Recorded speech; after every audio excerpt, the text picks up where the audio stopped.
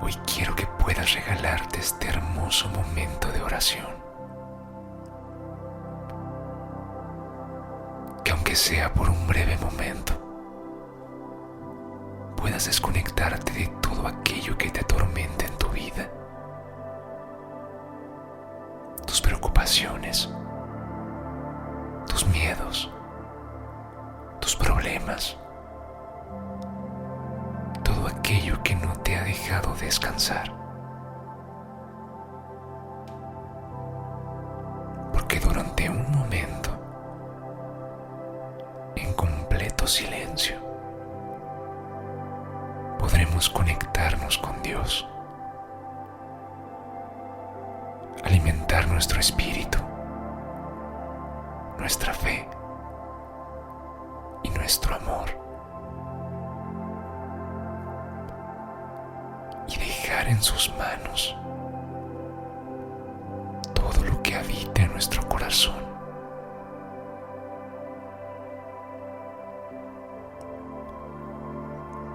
Así que en este momento, en silencio y calma, cierra tus ojos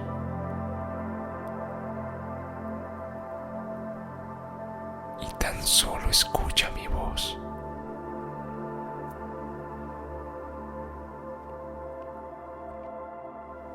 El que habita al abrigo del Altísimo se acoge a la sombra del Todopoderoso. Yo le digo al Señor: tú eres mi refugio, mi fortaleza, el Dios en quien confío. Solo Él puede librarte de las trampas del cazador y de mortíferas plagas, pues te cubrirá con sus plumas y bajo sus alas hallarás refugio. Su verdad será tu escudo y tu baluarte. No temerás al terror de la noche, ni la flecha que vuela de día, ni la peste que acecha en las sombras, ni la plaga que destruye a mediodía. Podrán caer 1000 a tu izquierda y 10.000 a tu derecha, pero a ti no te afectará. No tendrás más que abrir bien los ojos para ver a los impíos recibir su merecido. Ya que has puesto al Señor por tu refugio, al Altísimo por tu protección, ningún mal habrá de sobrevenirte, ninguna calamidad llegará a tu hogar, porque Él ordenará que sus ángeles te cuiden en todos tus caminos. Con sus propias manos te levantarán para que no tropieces con piedra alguna. Aplastarás al león y a la víbora, hollarás fieras y serpientes. Yo lo libraré, porque Él se acoge a mí. Lo protegeré, porque reconoce mi nombre. Él me invocará y yo le responderé. Estaré con Él en momentos de angustia. Lo libraré y lo llenaré de honores. Lo colmaré con muchos años de vida y le haré gozar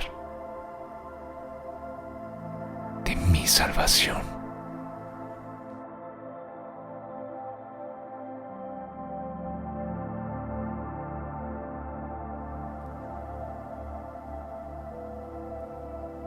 Sientes esa paz.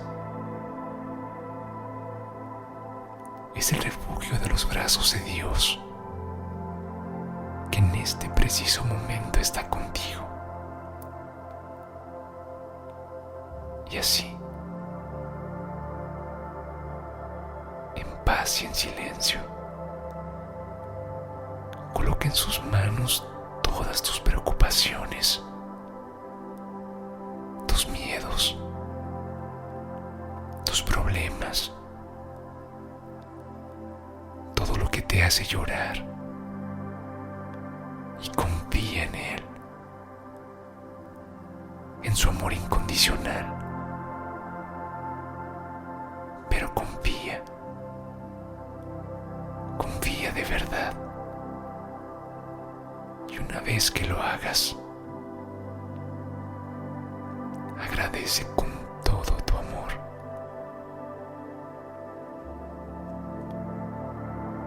Dios está contigo y te aseguro que siempre estará a tu lado.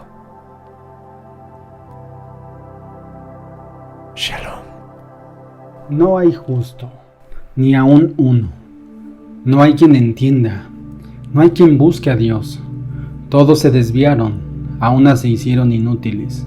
No hay quien haga lo bueno, no hay ni siquiera uno, por cuanto todos pecaron y están destituidos de la gloria de Dios. Romanos 3, del 10 al 12. Engañoso es el corazón más que todas las cosas, y perverso. ¿Quién lo conocerá? Jeremías 17:9. Buenas noches, hermanos. Dios los bendiga. Meditemos acerca de la pureza y la felicidad del hombre en su primer estado en el huerto del Edén. Ahora comparemos esa escena con el hombre pecaminoso, depravado y desdichado desde la actualidad, y podremos darnos cuenta por lo menos de una parte de lo que perdió el hombre en la caída. Es necesario estudiar la depravación y la desdicha del hombre caído para poder entender la grandeza de la bondad y el amor compasivo de Dios. Solo ese gran amor de Dios pudo reconciliarnos con Él. Satanás se presentó en el huerto del Edén y dijo lo siguiente: con que Dios ha dicho, no moriréis, sino sabe Dios que seréis como dioses. Esto lo dice Génesis 3, del 1 al 5. De esta manera la serpiente utilizó su astucia para llamar la atención del ojo y del alma de la víctima. Analicemos cómo respondió el hombre a la tentación del diablo. La caída del hombre. Revisemos los puntos del por qué sucedió, qué llevó a Adán y a Eva a hacerlo. El primer punto es el descuido. Al prestarle atención al diablo en Génesis 3:2, Eva se olvidó de la veracidad y la bondad de Dios y de las bendiciones maravillosas de las cuales gozaba. Ella escuchó al enemigo de Dios. Este fue su primer error. Es sabido que la mujer es seducida por el oído y el hombre por la vista. Fue un descuido porque Dios les había dado actividades para hacer en el huerto. Eva sí fue engañada, y aquí vemos la doble irresponsabilidad de Adán. Primero descuidó ese huerto y segundo descuidó a Eva. ¿Dónde estaba Adán cuando sucedió todo esto? El segundo punto es la incredulidad. Eva dudó de lo que Dios dijo en Génesis 3:6. Ella no hubiera creído las palabras del diablo, no moriréis, si no hubiera dudado de lo que Dios había dicho, moriréis. Si la mujer no hubiera transferido su fe y confianza de Dios a Satanás, ella nunca hubiera codiciado ese fruto de aquel árbol. Y si ella hubiera creído a Dios, entonces el fruto prohibido no hubiera parecido bueno para comer, ni agradable a los ojos, ni codiciable para alcanzar la sabiduría. El tercer punto es la codicia. Eva quiso ser igual a Dios. De la incredulidad nació la codicia. Después que Eva se olvidó de la bondad y el amor de Dios, la codicia se apoderó de ella. Eva gozaba de mejores cosas de las que el tentador pudo ofrecerle, pero la codicia la cegó y la guió a ilusiones vanas. Pero volvemos a insistir, ¿dónde estaba Adán? Cuarto punto, la desobediencia. La codicia, unida a la ceguera espiritual, impulsó a Eva a extender la mano para coger del fruto prohibido. Ella desobedeció, y a causa de su desobediencia y la de su marido, el pecado entró en el mundo, como dice Romanos 5:12. Quinto punto, la muerte. Dios había amonestado a Adán y Eva: no comeréis del fruto, para que no muráis, como dice Génesis 3:3. La desobediencia trajo consigo la muerte. El pecado, siendo consumado, da a luz a la muerte, como dice Santiago 1:15. Adán y Eva ya estaban muertos espiritualmente. El hecho de que Dios impidiera que el hombre comiera del árbol de la vida y viviera para siempre en su estado pecaminoso, confirma que la muerte física entró también, como dice Génesis 3 del 23 al 24. El hombre se convirtió así en un ser mortal. En esta primera transgresión tenemos una descripción de lo que sucede cada vez que un ser humano, tentado a alejarse de Dios, cede a la tentación y cae en pecado. Juan se refiere a la tentación como los deseos de la carne, los deseos de los ojos y la vanagloria de la vida, como dice primera de Juan 2:16. Estos tres corresponden con lo que Eva vio, o se imaginó que vio: bueno para comer, agradable a los ojos, codiciable para alcanzar la sabiduría. Estas cosas también se vieron cuando el diablo trató de destruir al Hijo de Dios en la tentación en el desierto, como dice Mateo 4 del 1 al 11. La diferencia entre Eva y Cristo fue que Eva cedió, mientras que Cristo venció. Cuando el tentador se nos presenta, no existe otro lugar de seguridad para nosotros sino solo al pie de la cruz de Cristo. Pero ahora, después de estas decisiones, veamos cómo está la condición del hombre caído. Está muerto espiritualmente. Pablo describe el estado del hombre caído de la siguiente manera: muertos en delitos y pecados, como dice Efesios 2:1. Otra vez él escribe a Timoteo y también a nosotros: pero la que se entrega a los placeres, viviendo está muerta, como dice primero de Timoteo, de capítulos 5 y 6.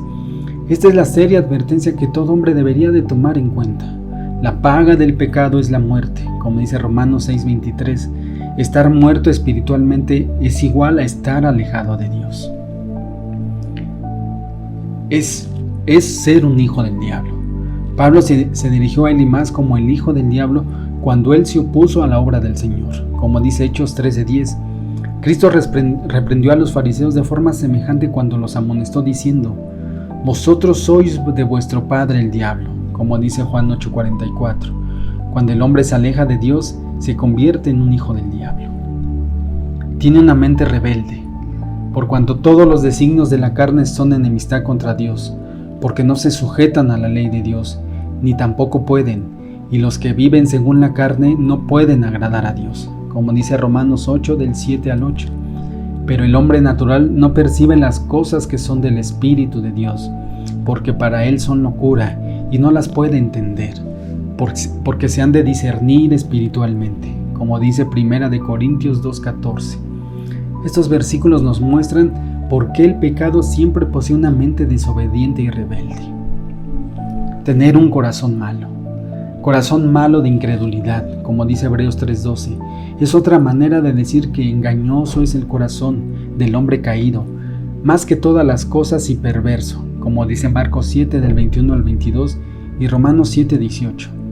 La única manera para quitar este corazón malo es someterse a Dios, recibir a Jesucristo como Salvador y Señor, convertirse y permitir que Él reemplace el corazón malo con un corazón nuevo y un espíritu nuevo, como dice Ezequiel 18:31. Es una criatura corrompida.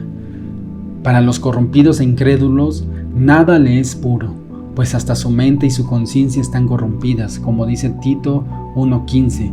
Este versículo describe la total depravación del hombre. No es de maravillarse que Pablo escribiera que en mí esto es, en mi carne no mora el bien, como dice Romanos 7:18.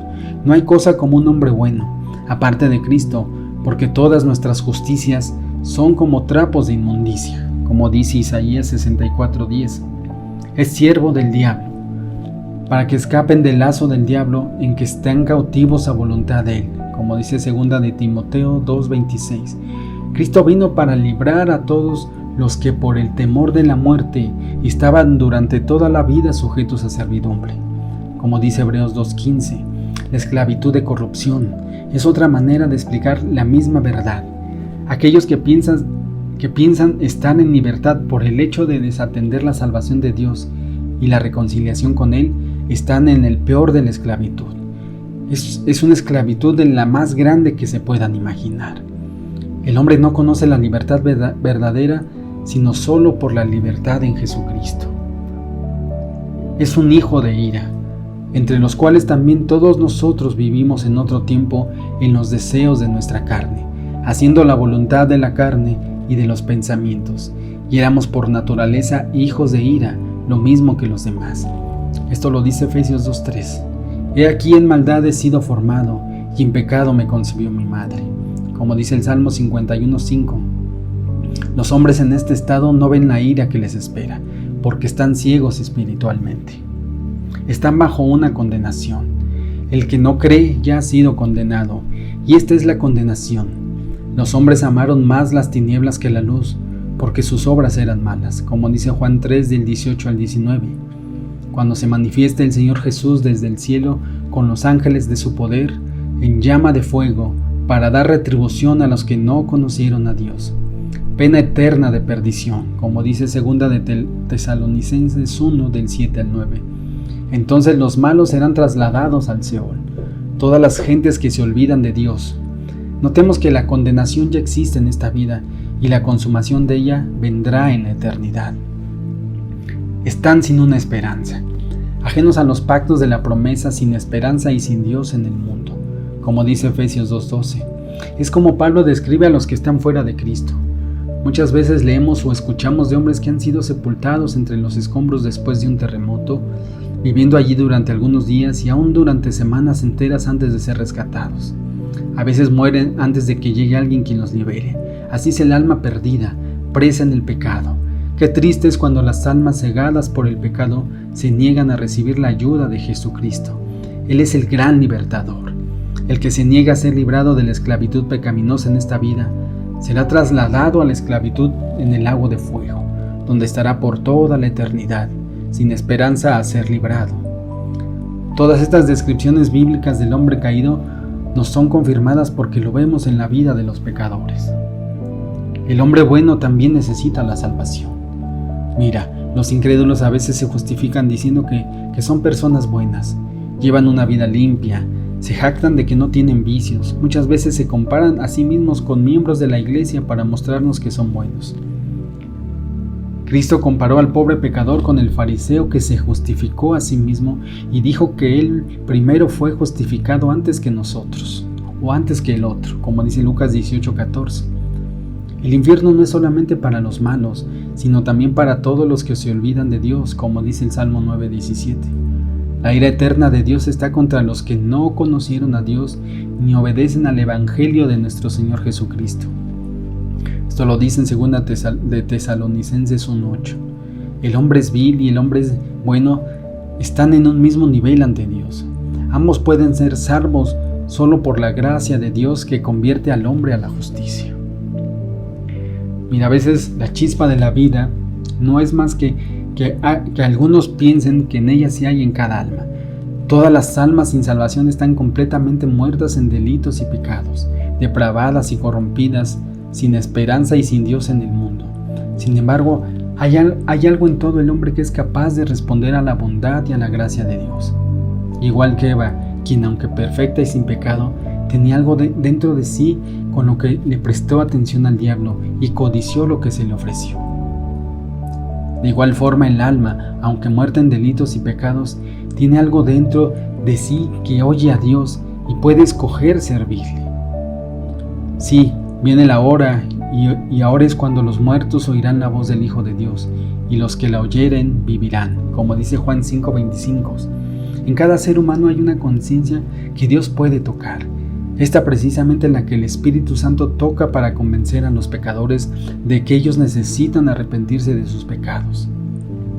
Sabiendo que la gracia de Dios puede alcanzar al pecador más duro, amonestarnos a cada uno, como dice la palabra: si oyereis su voz, no endurezcáis vuestros corazones. Esto lo dice en Hebreos 3, del versículo 7 al 8. Recordemos que el alma del ser humano está integrada por el corazón, la mente, la conciencia y la voluntad. Por eso decíamos en el comentario anterior que Eva tuvo algo dentro de sí que prestó oído a la voz del diablo. Y eso nos pasa mucho a nosotros, prestamos oídos a esa voz y seguimos pecando. Pero también está el otro lado, nuestra alma a través de la conciencia también nos redarguye y nos hace arrepentirnos y pedir perdón. Establecido el porqué de la caída y cómo está en su condición, ahora pasemos a ver cuál es el siguiente proceso para restituir esta condición. Y esto es a través de la regeneración o la salvación. No te maravilles de que te dije, os es necesario nacer de nuevo, como dice Juan 3:7. A Nicodemo Jesús le dijo estas palabras, pero Nicodemo en su estado de fariseo no entendió este principio. El significado literal de regeneración es engendrar de nuevo. Esta palabra se usa raras veces en las Escrituras, por ejemplo en Mateo 19:28 y Tito 3:5. Sin embargo, la doctrina de la regeneración se evidencia bastante en la enseñanza bíblica que pertenece a la salvación. Es la doctrina de la vida nueva que Dios engendra en nosotros cuando nos convertimos. Vida nueva en Cristo resulta de la regeneración, como también la redención resulta de la expiación, la justicia de la justificación y la santidad de la santificación. Dios regenera, el hombre es renacido. Dios expía, el hombre es redimido. Dios justifica, el hombre es justificado. Dios santifica, el hombre es hecho santo. ¿Cómo entender lo que es la regeneración? Primero es nacer de nuevo. Como dice primera de Pedro 1:23, el que no naciere de nuevo no puede ver el reino de Dios. Siendo renacidos, no de simiente corruptible, sino de incorruptible por la palabra de Dios. La vida que recibimos al nacer de nuevo es la vida triunfante de Cristo, que vence el pecado, al mundo y a la muerte. Es una vida incorruptible que verá el reino de Dios. Podemos entender la regeneración como ser una nueva criatura. Como dice 2 de Corintios 5:17, de modo que si alguno está en Cristo, nueva criatura es. Las cosas viejas pasaron, y aquí todas son hechas nuevas. La vida nueva no resulta de nuestros esfuerzos para reformarnos, sino resulta de una obra creadora de Dios en nosotros, porque somos hechura suya, creados en Cristo Jesús para buenas obras. Observe que las buenas obras de Dios serán evidentes en la persona regenerada. La vida después que el pecador se arrepiente y se reconcilia con Dios se describe como una vida nueva, como dice Romanos 6:4. Habiéndonos despojado del viejo hombre con sus hechos y revestido del nuevo, el cual conforme a la imagen del que lo creó, se va renovando hasta el conocimiento pleno. Colosenses 3 del 9 al 10. El hombre nuevo no nace hasta que el viejo sea crucificado, como dice Romanos 6:6. Entender la regeneración es ser engendrados por la palabra. Mira, 1 de Corintios 4:15 nos dice que en Cristo Jesús yo os engendré por medio del Evangelio. Él, de su voluntad, nos hizo nacer por la palabra de verdad, como dice Santiago 1:18. El tema principal en estos dos versículos es que la nueva creación es engendrada por la palabra de Dios. Entonces, hermanos, si tú no tienes un devocional en estudiar y en escudriñar la palabra, no podrás ser engendrado. Por más que intentes, una de las llaves para llegar a esa regeneración es a través de la palabra de Dios, de creerla, de entenderla, para que nos dé la sabiduría que necesitamos para este proceso. Otro aspecto de la regeneración es ser lavado. Como dice Tito 3:5, nos salvó, no por obras de justicia que nosotros hubiéramos hecho, sino por su misericordia, por el lavamiento de la regeneración y por la renovación en el Espíritu Santo. Otro aspecto de la regeneración es recibir la naturaleza divina, para que por ella lleguéis a ser participantes de la naturaleza divina, habiendo huido de la corrupción que hay en el mundo a causa de la concupiscencia. Esto lo dice 2 de Pedro, capítulo 1, versículo 4. Pablo ofrece la misma idea cuando habla de Cristo en vosotros, la esperanza de la gloria, como dice Colosenses 1:27. Cada persona nacida de Dios tiene la naturaleza divina en sí misma, porque si alguno no tiene el Espíritu de Cristo, no es de él, como dice Romanos 8:9. Otro aspecto de la regeneración es recibir un corazón nuevo. Mira, Ezequiel predijo lo que iba a pasar cuando dio la promesa de Dios: os daré corazón nuevo, y pondré espíritu nuevo dentro de vosotros, y quitaré de vuestra carne el corazón de piedra, y os daré un corazón de carne. Esto lo dice en el capítulo 36, versículo 26. Con este corazón nuevo, nuestra mirada está puesta en las cosas de arriba, como dice Colosenses 3:1. mientras que cuando uno todavía vive en el corazón de piedra, la mirada está puesta en las cosas terrenales. Esto lo dice Colosenses 3:5. Hermanos, me gustaría distinguir lo que no es la regeneración, y sin que me lo tomen a mal, en muchas de nuestras iglesias hay muchos hermanos que están confundidos porque están entre estar convencidos, vamos a decirlo así, sentir bonito, hacemos las cosas por una emoción, y estar convertidos, que es tener un encuentro con Dios, hacer su voluntad. Y estas diferencias o la no regeneración tiene que ver con la parte de solo reformarse. La regeneración no consiste meramente en rehacer o reformar al hombre viejo de pecado. Es una creación completamente nueva, creada según Dios en la justicia y en la santidad de la verdad. Esto lo dice Efesios 4:24.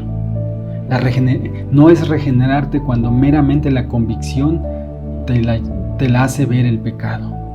La convicción es una señal de que el Espíritu Santo está obrando, pero el hombre llega a ser una nueva criatura solamente cuando se rinde a Dios y le permite obrar el milagro de gracia en su corazón. Podríamos decir que los que no se acercan es el efecto o las consecuencias. Nos acercamos por eso y no por la causa, que es Jesucristo. Muchas veces el afiliarnos a una iglesia, esto nos permite, nos hace sentir que estamos regenerados, el buscar una congregación nueva o el congregarnos. No llegamos a ser hijos de Dios al pertenecer a alguna iglesia o a una cierta denominación, sino que nos afiliamos a una iglesia que armoniza con la palabra de Dios después que nosotros hemos sido regenerados. Muchas iglesias se están convirtiendo en clubes sociales, lugares en donde solo existe la convivencia, que no es malo, pero solo se concretan a eso. Movimientos o iglesias que nos hablan de prosperidad. Y no es que estemos en contra de la prosperidad, pero Jesús nos ha dicho que el que lo sigue va a sufrir y va a también tener placer. Y el hecho de que nosotros busquemos congregarnos simplemente por los efectos, eso es un engaño. Eso quiere decir que no estás regenerado, porque simplemente estás haciendo o cumpliendo la forma, pero no el fondo. Meramente vivir una buena vida moral. Hay personas que se consideran buena gente y están tan seguras de que jamás han hecho alguna cosa mala. Pero si examinaran honestamente en el espejo del Evangelio, como dice 2 de Corintios 3:18, se verían como pobres pecadores, engañados por su propia justicia. ¿Cuántos de nosotros conocemos a gente que dice que se merece estar con Dios, aunque en su vida no la busquen? Gente que dice que con sus buenas obras ya se ganaron el cielo. Pero recordemos, primero es aceptar a Jesús como Salvador, y la consecuencia debe ser buenas obras. Meramente un mejoramiento social. El mejoramiento social no tiene nada que ver con el lavamiento de la regeneración, como dice Tito 3:5, que vivifica el alma y de esa manera limpia la vida por dentro y por fuera. No hay comunidad que pueda ser salva a menos que sus habitantes se vuelvan al Señor y lleguen a ser nuevas criaturas. Como dice 2 de Corintios 5:17, criaturas nacidas en Cristo Jesús. Meramente adherirse a la doctrina bíblica, porque en Cristo Jesús ni la circuncisión vale nada, ni la incircuncisión, sino una nueva creación, como dice Gálatas 6:15. O podemos seguir una teología correcta y todavía ser un pecador perdido. Una cosa es aceptar el Evangelio en la mente como algo correcto, y otra cosa es aceptarlo en el corazón como el poder de Dios para la salvación, como dice Romanos 1:16. También cuántas personas, déjame decirlo así, son unas Biblias andando, que se las saben de memoria. Hay mucha gente, pero quiero decirte que el conocimiento sin entendimiento es ignorancia, y el conocimiento con entendimiento es sabiduría. Todas las cosas mencionadas aquí son buenas en su propio lugar, pero no ocupan ningún lugar como sustitutos de la salvación o para la salvación. ¿Qué aspectos debe de reunir la obra de la regeneración? Mira, el primero es en la obra de Dios. Dice el Padre, el Hijo y el Espíritu Santo tienen algo que ver con esta obra, como dice Juan capítulo 1 versículo 13 y capítulo 3 versículo 6, Tito 3:5 y primera de Pedro 1:3 y primera de Juan 2:29. Es el lavamiento de la regeneración lo que nos trae la salvación. Las obras no lo pueden traer. Dios nos salvó no por obras de justicia que nosotros hubiéramos hecho, sino por su misericordia. No somos nacidos por obras, sino nacidos de Dios, porque Dios es el que en vosotros produce así el querer como el hacer, por su buena voluntad. 2. Crecer en la palabra de Dios. El Evangelio de Cristo dice en la Biblia que es el poder de Dios para salvación. Esto lo dice en Romanos 1:16. En otras palabras, somos engendrados por el Evangelio. En el nuevo nacimiento la palabra de Dios es la semilla. El corazón humano es la tierra. El predicador es el sembrador que siembra la semilla en la tierra, como dice Hechos 16:14. El Espíritu da vida a esa semilla en el corazón que la recibe. La nueva naturaleza nace de la divina palabra. El creyente es nacido de nuevo, creado de nuevo y ha pasado de muerte a vida. No se efectúa sin la cooperación de los hombres. La salvación es completamente la obra de Dios, pero Dios usa a los hombres para traer las buenas nuevas de salvación a otros hombres. Además, Dios no salva a nadie en contra de su propia voluntad. De cierto, Dios toca a los hombres con el poder de la convicción de su Espíritu Santo, pero el hombre no recibe la nueva creación hasta que responda de corazón: Señor, ¿qué quieres que yo haga? Como dice Hechos 9:6, el hombre tiene que tener fe para recibir la regeneración, como dice Juan 1:12 y Gálatas 3:26. No es necesario para el niño inocente. Cuando aquellas madres trajeron a sus niños a Jesús, Él bendijo a los niños diciendo: de tales es el reino de los cielos. Los infantes que aún no son responsables por sus actos están bajo la sangre del Señor y son candidatos aptos para el cielo hasta que lleguen a la edad cuando el pecado revive y entonces ellos mueran, como dice Romanos 7:9. De manera que cuando esto suceda, ellos deben experimentar el nuevo nacimiento para entrar al reino de Dios. Es esencial para la salvación. Para probar esto nos referimos a las escrituras ya citadas, de las cuales las más directas son Juan 3:3 y 5:7. ¿Cómo podemos ver las evidencias de la regeneración? Ahora sí, como dice la palabra, por sus frutos los conoceréis. Mira, la Biblia ofrece evidencias por las cuales podemos saber si somos regenerados o no. A continuación presentaremos algunas de ellas. La primera es la justicia. Todo el que hace justicia es nacido de Él. Dios no hace acepción de personas, sino que en toda nación se agrada del que le teme y hace justicia. Como dice Hechos 10:34-35, la justicia de Cristo dada a los hombres se manifiesta en una vida justa, porque los que hemos muerto al pecado, ¿cómo viviremos aún en él? Dice Romanos 6:2, es imposible ser justo por dentro sin manifestarlo por fuera, como dice Mateo 5:14-16. 2. La victoria sobre el pecado. Todo aquel que es nacido de Dios no practica el pecado. Esto lo dice primera de Juan 3:9. La Biblia habla acerca de las flaquezas de la carne, pero no ofrece excusas en cuanto a pecar voluntariamente, como dice Romanos 8:1 y Efesios 2:1-12. Pero los que son de Cristo han crucificado la carne con sus pasiones y deseos. Los que son nacidos de Dios no practican pecado, no porque nunca yerran o se equivoquen, sino porque no pecan voluntariamente. Si un hijo de Dios se equivoca y cae en pecado, en cuanto se da cuenta que ha pecado, él se arrepiente y confiesa ese pecado. Por eso no se le inculpa el pecado, como dice el Salmo 32:2 y Romanos 4:8. Todo lo que es nacido de Dios vence al mundo, como dice primera de Juan 5:4.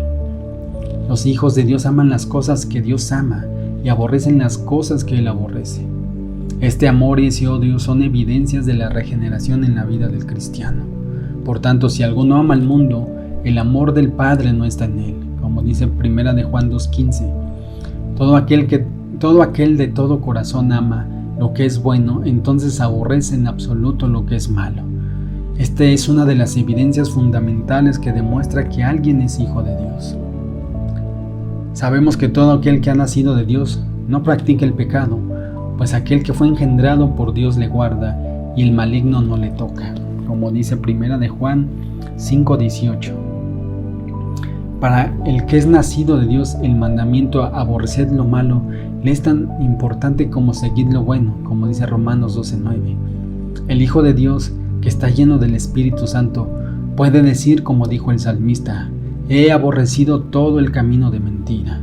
Salmo 119:104.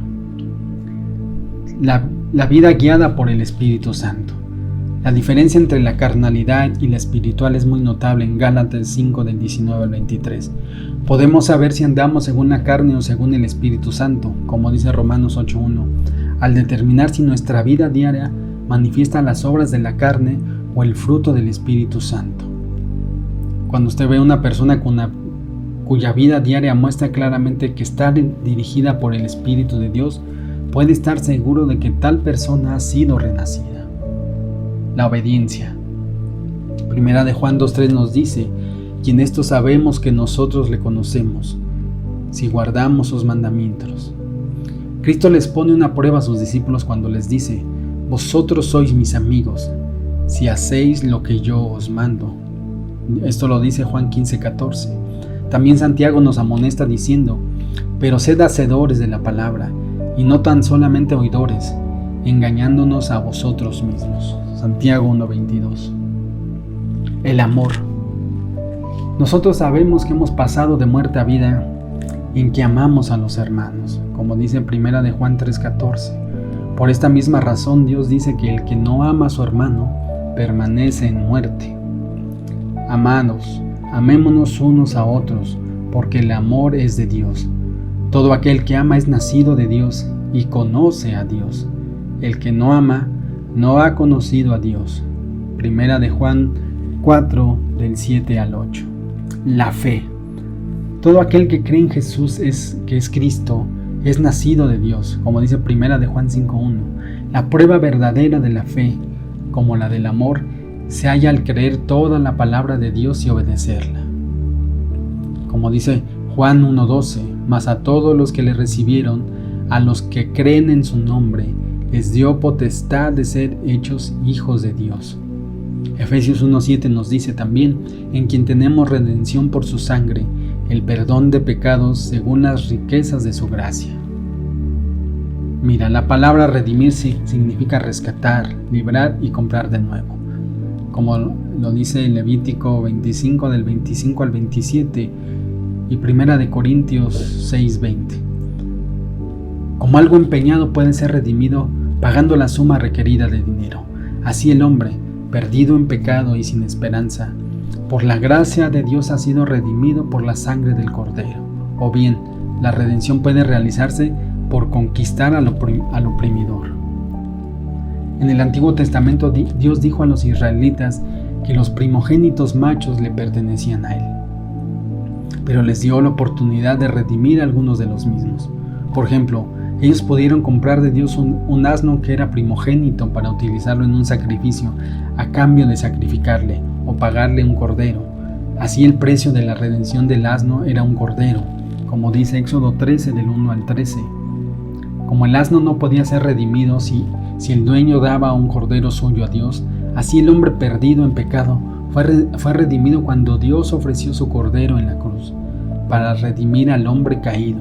Vamos a decirlo así, comprarlo de nuevo para sí. Dios tuvo que dar a su Hijo unigénito. La obra de Cristo al expiar nuestro pecado para reconciliarnos con Dios, su sangre, dada para que nosotros la tomáramos para realizar nuestra redención. El hombre salvado ya es posesión de Dios y adquirido por la sangre preciosa de Jesús. Vamos ahora a ver algunos puntos de la redención de Dios. El primer aspecto es vendido al pecado.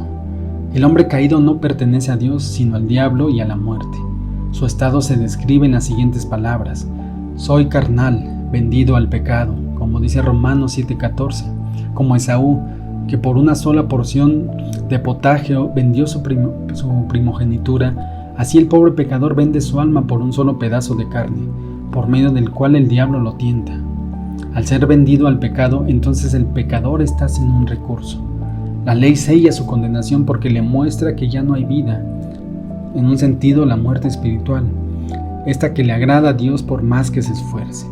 Ahora él está condenado a vivir en el mundo sin la vida de Dios, miserable, desamparado y sin Dios, a menos que aplique la sangre del Señor Jesucristo a su vida, para que Dios lo redima de la muerte espiritual. El segundo aspecto es: la sangre es nuestro rescate. El rescate es lo que uno paga para recobrar o redimir algo para sí. Al hombre le resulta imposible rescatarse de la muerte espiritual, pues solo la vida puede conquistar la muerte. ¿De dónde puede el hombre encontrar nueva vida? El hombre no tiene con qué conquistar la muerte para realizar su redención.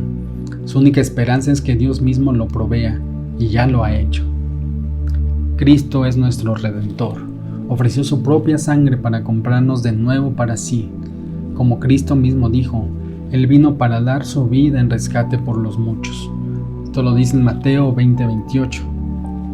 Pedro nos dice que somos redimidos, no con cosas corruptibles como plata y oro, sino con la sangre preciosa de Cristo, como de un cordero sin mancha y sin contaminación. Esto lo dice en el capítulo 1, 19. Pablo añade su testimonio diciendo: hay un solo Dios y un solo mediador entre Dios y los hombres, Jesucristo hombre, el cual se le dio a sí mismo en rescate por nosotros. Esto lo dice 1 de Timoteo 2, del 5 al 6. La sangre de Jesucristo nos redime de la muerte espiritual, cuando nosotros la tomamos. Sin tomar la sangre de Jesús, seguimos bajo la opresión de la muerte espiritual y de Satanás. El tercer aspecto es: el Espíritu Santo es las arras de nuestra herencia. Aunque Cristo ha pagado el precio de nuestra redención, estaremos libertados del cuerpo hasta llegamos a la gloria. Dios nos ha dado un Espíritu Santo como evidencia que nos ha redimido para siempre. Nos ha dado de sí mismo para mostrarnos que en verdad pertenecemos a Él.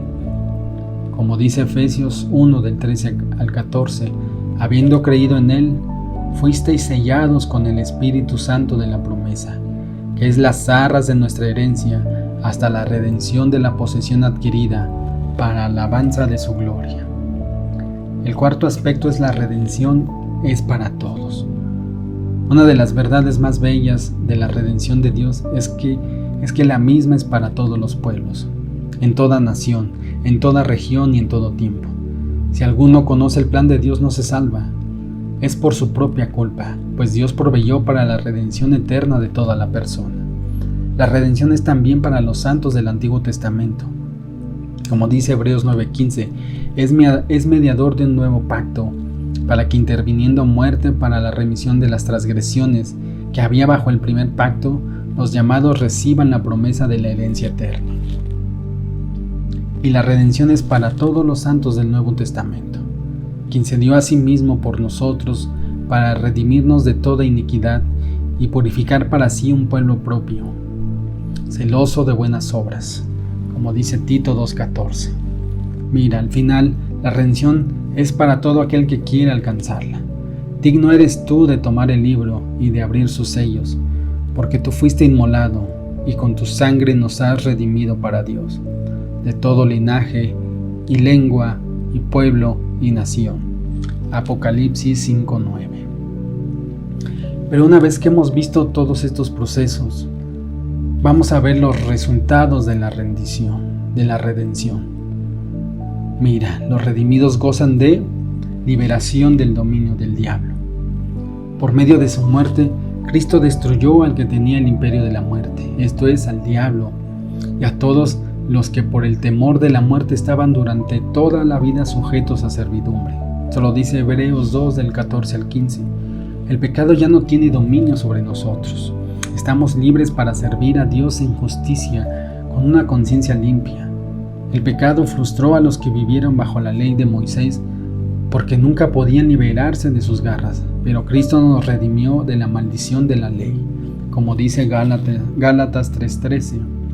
El mundo está bajo el dominio del diablo y también condenado con él, pero Cristo se dio a sí mismo por nuestros pecados para librarnos del presente siglo, como dice Gálatas 1:4.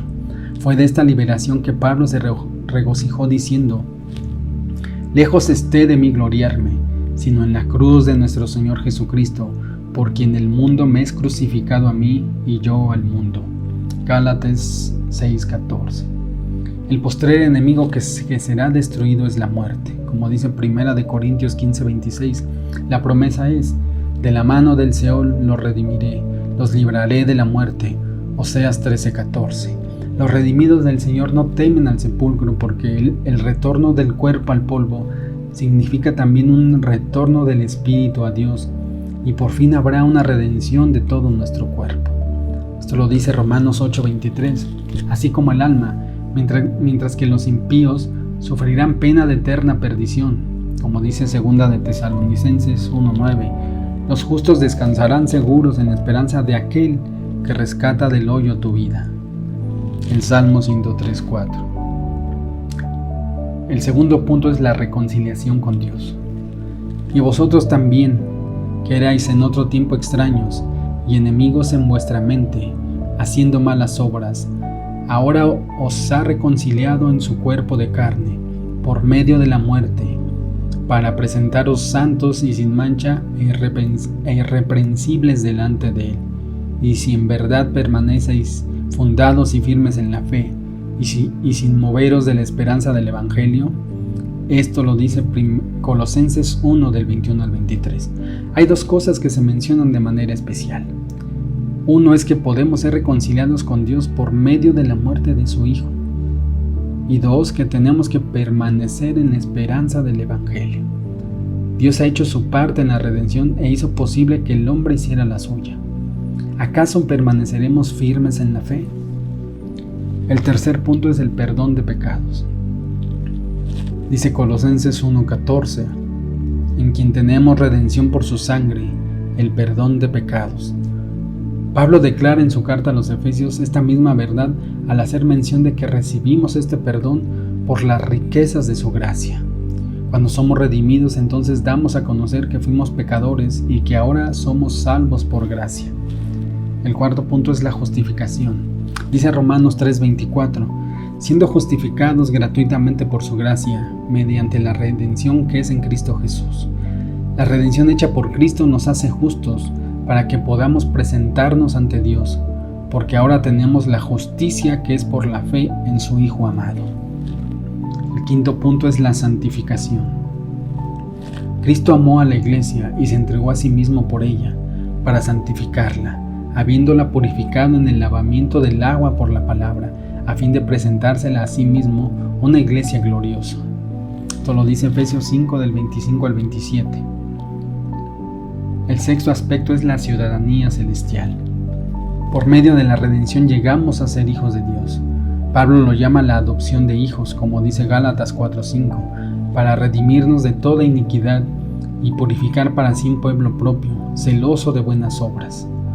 Pedro declara que el pueblo de Dios es linaje escogido, real sacerdocio, nación santa, pueblo adquirido por Dios. Esto está en el capítulo 2, versículo 9. Hemos sido llamados del mundo pecaminoso para ser pueblo adquirido por Dios. Debemos recordar que los redimidos del Señor, salvados, santificados, útiles al Señor, son su propia posesión adquirida. También debemos recordar que ellos andarán en el camino de la santidad del Rey, como dice Isaías 35 del 8 al 9, esperando el tiempo cuando los redimidos volverán a Sión, con gozo, como dice Isaías 35:10, y solo ellos cantarán junto a la historia bendita de la redención en el cielo. Todos necesitamos de la salvación o la redención que Dios ofrece a través de nuestro Señor Jesucristo, porque todos hemos sido y somos pecadores, destituidos de la gloria divina e imposibilitados para redimirnos a nosotros y menos redimir a nadie. Así como pasó con Adán, todos hemos ofendido a Dios y eso nos aleja de Él. Sin embargo, hubo algo en el interior de Dios que lo motivó a traer salvación a este mundo, como dice Juan 3:16. Cuando Dios decidió hacer al hombre a su imagen y semejanza, Jesús se ofreció como nuestro fiador, vamos a decirlo así, por nosotros. ya que le fallamos a Dios. Jesús sería el responsable y nuestro sustituto, como dice Juan 1:29 y Isaías 53:6. Cristo es el segundo Adán, como dice 1 Corintios 15 del 45 al 47. Adán fue creado a la imagen de Dios, pero después de la caída no pudo transmitir lo que había perdido y engendró hijos a su imagen, como dice Génesis 5 del 1 al 3, de manera que a Dios le era necesario otro hombre fuente que engendrara hombres para él. Con Jesucristo esto es posible, como dice Juan capítulo 1 versículo 12 al 13. Nuestra condición pecaminosa nos dice que necesitamos a Jesucristo. Somos salvos por la buena voluntad de Dios para con los hombres, como dice Lucas 2:14, pero es a través del Evangelio que podemos enfrentar el problema del pecado, ya que éste nos ofrece una solución inmediata que satisface a Dios y al hombre porque puede cumplirla a través de Cristo. El Evangelio de Jesucristo supera todas las expectativas del ser humano, porque es superior a toda doctrina humana, a la filosofía, a la religión. La palabra de Dios ofrece un nuevo estilo de vida que garantiza la salvación, como dice Hebreos 7:25. Pero volvamos o hagamos esta pregunta: ¿qué podemos entender por redención? Esta palabra viene del verbo redimir, que significa rescatar, sacar de la esclavitud al cautivo o al esclavo mediante un precio. También puede significar comprar de nuevo una cosa, poseído o tenido, y por alguna razón o título se había perdido. Hermanos, la redención del hombre fue determinada por Dios desde antes de la fundación del mundo, como dice 1 de Pedro 1:20, y hecha pública por Dios al hombre en Génesis 3:15 y Génesis 3:21. La salvación le costó a Dios la sangre infinita de su Hijo. Él dio el primer paso, Él se humilló en Cristo, como dice Filipenses 2:8. Ahora nos compete a nosotros humillarnos ante Él, porque Él tuvo misericordia de nosotros.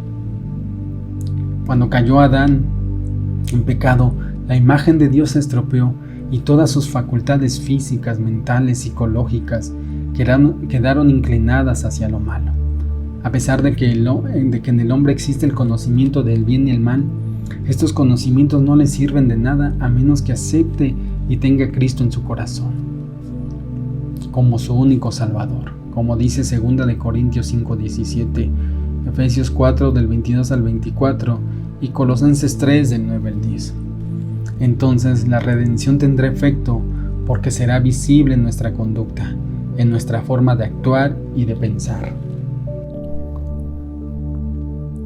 La caída nos arruinó a todos y los problemas sistémicos de nuestra cultura son una degeneración de esta caída. Como toda la creación ha sido maldecida, como dice Romanos 8:22, el hombre vive en un estado de muerte en medio de esta creación maldita. A pesar de que fuimos creados para representar el reino de Dios en la creación, continuamos inventando maneras de agonizar nuestra separación de Dios, rechazándolo en todas las áreas de nuestras vidas. Percibimos esta separación, el vacío entre lo que somos y lo que sabemos, en algún lugar dentro de nosotros, lo que podríamos y deberíamos ser. Los hombres hemos tratado de cerrar la brecha construyendo nuestras propias ideas de lo que significa ser realmente un hombre, ya sea un hombre de negocios, un patán, un atleta, un obispo. Estas características culturales están dramáticamente por debajo de la intención de Dios para el hombre. Mira, aún hoy su ejemplo de lo que significa ser hombre es poderoso para mostrar a los hombres contemporáneos cómo cuidar a quienes Dios nos ha dado. Aunque no sean Jesús, los hombres deben tener vidas en Cristo que deliberadamente influencien a las personas para la gloria de Dios. Los auténticos hombres siguen a Jesús y cumplen su propósito en su generación, como dice Hechos 13:36. Después de la muerte, la resurrección y la ascensión de Jesús, los cristianos son parte de una nueva humanidad, diferente a la humanidad destruida por la caída. Mira, como Pablo lo describió en Efesios 2:15, Cristo ha creado un nuevo hombre en él mismo, y esta nueva humanidad está conformada de hombres y mujeres de diferentes pensamientos y periodos de tiempo. Dentro de esto, los varones y las mujeres de la nueva humanidad han sido restauradas a las nuevas y eternas intenciones en Jesús. Como parte de la nueva comunidad de Dios, los hombres juegan un rol vital en liderar a sus hogares y a la iglesia. Nuestra exploración nos llevará a áreas prácticas clave donde el hombre es vital, cuestiones donde los hombres han fracasado por los siglos, en el hogar, en la iglesia, en la sexualidad y otras instituciones, y en las cuales claman por hombres verdaderos, por cristianos verdaderos, de esta nueva humanidad que se levanten y que hagan líderes y ellos mismos se hagan representantes de Cristo. Mira, Mateo 19:28 nos dice una gran verdad y una promesa que se cumplirá. Y Jesús les dijo: de cierto os digo que vosotros que me habéis seguido en la regeneración, cuando se sentará el Hijo del Hombre en el trono de su gloria, vosotros también os sentaréis sobre 12 tronos para juzgar a las 12 tribus de Israel. Por último, me gustaría que participaran a través del canal en donde se comparte este podcast con su opinión al siguiente comentario. Como hemos dicho, el hombre fue creado semejante a Dios y para tener comunión con Él. En esta parte creo que estamos de acuerdo. Por lo tanto, cuando Satanás tentó a Adán a través de Eva diciéndole que sería como Dios, este debió haber rechazado la propuesta porque Adán ya era la imagen de Dios, ¿o no? En un sentido podríamos decir que ya lo era. Entonces, ¿por qué aceptó esta propuesta? Me gustaría escuchar tu opinión, y esta opinión que me regales no es para hacer un debate ni confrontaciones entre nosotros. Como te dije, es solo una opinión. Muchas gracias de antemano. Oremos, hermanos. Alabamos tu nombre, lo bendecimos. Te damos las gracias infinitas porque no nos alcanzaría toda la eternidad para agradecerte lo que hiciste, haces y seguirás haciendo en nuestras vidas, por tu inmenso y vasto amor, porque siempre buscas la manera de llamarnos, de seducirnos, como el amado que eres. Somos un diseño especial para ti, creado a tu imagen, creados conforme a tu forma, y por eso creemos en ti, porque queremos tu esencia, parecernos a nuestro Padre Celestial. Gracias por la palabra escuchada. Abre nuestros sentidos espirituales para poder llevar a la práctica tu enseñanza. Que no se nos olvide que fuimos comprados, regenerados por tu sangre preciosa en la cruz del Calvario, y algún día en vez de una cruz nos darás una corona. Gracias porque el diseño que tú tienes para nosotros no es de un ser derrotado, es de un ser que se ha levantado, de un ser victorioso, de un ser que te sigue, de un ser que clama a ti, de un hombre poderoso. Gracias te damos en esta noche y te pido que bendigas a mis hermanos, que bendigas a tu pueblo. En el nombre de Jesús te lo pido. Amén. Ante los ojos de Dios tú no has sido vencido. Quizás derribado, mas no has sido destruido. Ante los ojos de Dios eres un victorioso. Y aunque te veas en el suelo, con poder y gloria te levantarás.